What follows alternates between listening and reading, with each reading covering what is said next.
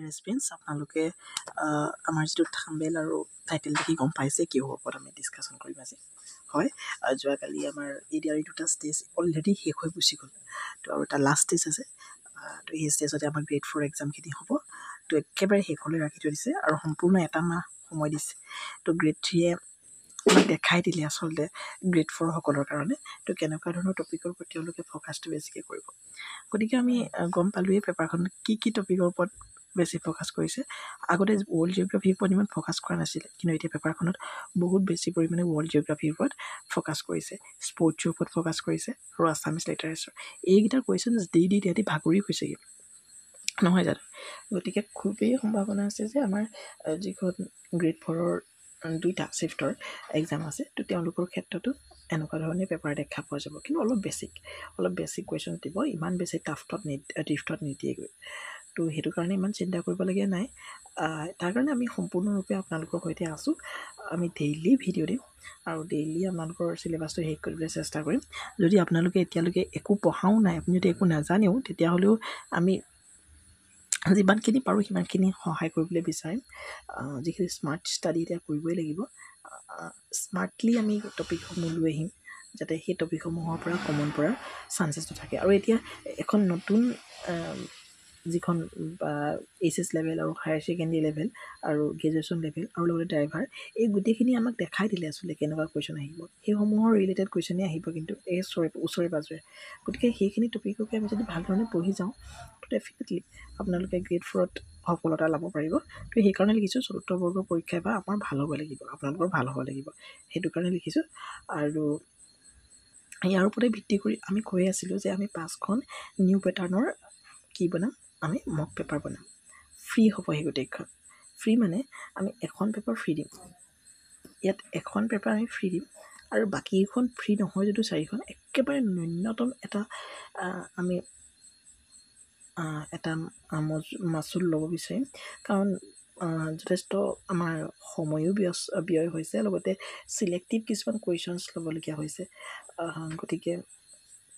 Definitely অলপ কষ্ট হৈছে আমাৰ টীমৰ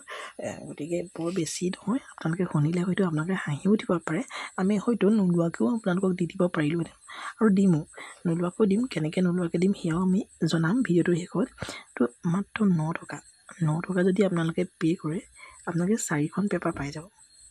মক পেপাৰ আৰু খুব সুন্দৰভাৱে আচলতে ছেট কৰা হৈছে এতিয়ালৈকে এখন ছেট কৰা হৈছে সেইখনটো ফ্ৰী হ'ব বাৰু সেইখন আপোনালোকক দিয়ে দিম এতিয়া 2 দিনমানৰ পাছত দিম যিহেতু মক পেপাৰ বুলি ক'লে কি হয় আপোনালোকে অলপমান পঢ়িব লাগিব নিজে পঢ়াৰ পাছতে মোক টেষ্ট দিব পাৰিব গতিকে সেইখন আপোনালোকে 7-8 তাৰিখে ফ্ৰী মক পেপাৰখন পাই যাব আৰু বাকীখন আমি চিডিউল কৰি দিম 11 তাৰিখে এখন আপোনালোকে পৰীক্ষা দিব পাৰিব আৰু 13 তাৰিখে এখন দিব পাৰিব 15 তাৰিখে এখন দিবলৈ পাৰিব 17 তাৰিখে এখন দিব পাৰিব আৰু 20 তাৰিখে এখন ঠিক আছে তো এনেকৈ ধৰণে আমি চিডিউল কৰি দিছোঁৱেই তো সেইখন আপোনালোকে পে'মেণ্ট কৰিলেই আপোনালোকে নিজৰ হোৱাটছএপ নহ'লে টেলিগ্ৰামত আপোনালোকে সেইখন নহ'লে মেইলৰ যোগেদিও লাভ কৰি যাব গতিকে মাত্ৰ 9 টকা গতিকে এতিয়াই আপোনালোকে কিনিব নালাগে আমাক ক'বও নালাগে যে কিনিম বুলি মাথো আমাৰ যিখন ফ্ৰী মক পেপাৰ সেইখন আপোনালোকে এবাৰ চাই ল'ব আমি সম্পূৰ্ণ এইটো লেভেলটো এটা সেনেকুৱা কুৱেশ্যনে কিন্তু আহিব আমি যিটো এতিয়া দেখি গ'লোঁ তো তাৰ ওপৰত ভিত্তি কৰি আমি পেপাৰখন আচলতে ছেট কৰিছোঁ গতিকে মই ভাবোঁ সেই পেপাৰখনৰ লগত ৰিলেটেড কুৱেশ্যনে আহিব হয়তো কমনো পৰিব পাৰে যিহেতু মেথছ এতিয়া মই ক'ম আচলতে GK ৱৰ্ল্ড জিঅ'গ্ৰাফি এই টপিকসমূহৰ ওপৰতো আমি ডেইলি ডিছকাশ্যন কৰিমেই লগতে আমি কি কৰিম গ্ৰেড 4-ৰ বহুতে কৈ আছিলে যে মেথছ অকণমান টাফ হয় তেওঁলোকৰ কাৰণে গতিকে মেথছৰ কাৰণে আমি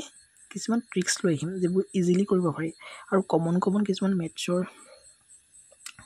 মই এয়া নকওঁ যে মই মেথছ একদম ইজিলি কমন পেলাই দিম যে আপোনালোকে উত্তৰটো মুখস্থ কৰি তাত বহাই দিবগৈ সেনেকুৱা হ'ব নোৱাৰে কেতিয়াও মই কি কোনেও নোৱাৰে হয়নে কেতিয়াবা কাৰোবাৰ লাকত কেতিয়াবা এটা দুটা মিলি যোৱাটো বেলেগ কথা কিন্তু মই মেথছৰ যেনেকুৱা ধৰণৰ কনচেপ্ট আহিব তো সেই কনচেপ্টৰ ওপৰত তাতকৈ বেছি নহয়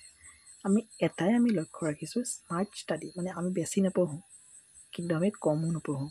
মানে আমি জোখত পঢ়িম যিমানখিনি আহিব আমি সিমানখিনিয়ে পঢ়িম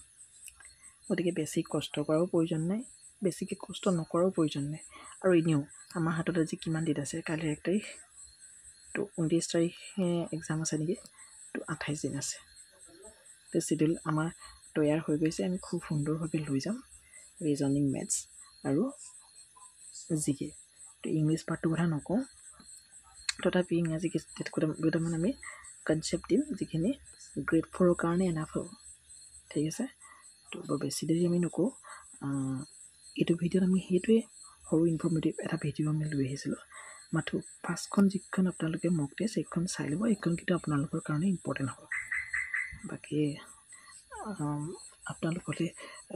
যিহেতু এক্সাম আছে, গতিকে ছেল্ফ ষ্টাডি কৰিব লাগিবই, আৰু আমি যিখিনি দিম সেইখিনি কিন্তু ইম্পৰ্টেণ্ট হ'ব। বহুত চিলেক্টিভলি আমি আচলতে চিলেক্ট কৰিছোঁ সেই টপিকবিলাক। আজি এটা ভিডিঅ' আহিব, গতিকে ভিডিঅ'টো খুব কম সময়তে আমি আপলোড কৰিম, তো অপেক্ষা কৰক। Thank you so' much.